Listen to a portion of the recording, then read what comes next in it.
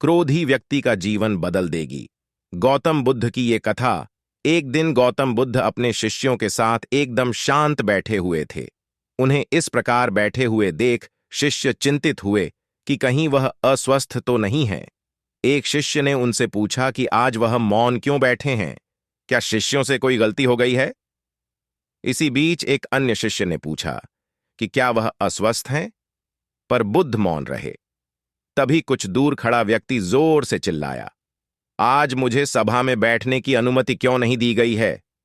बुद्ध आंखें बंद करके ध्यान मग्न हो गए। वह व्यक्ति फिर से चिल्लाया, मुझे प्रवेश की अनुमति क्यों नहीं मिली? इसी बीच एक उदार शिष्य ने उसका पक्ष लेते हुए कहा कि उसे सभा में आने की अनुमति प्रदान की जाए। बुद्ध ने आंखें खोलीं और बोले, नहीं, वह अछूत है, उसे आज्ञा नहीं दी जा सकती। यह सुनकर शिष्यों को बड़ा आश्चर्य हुआ। बुद्ध उनके मन का भाव समझ गए और बोले, हां, वह अछूत है।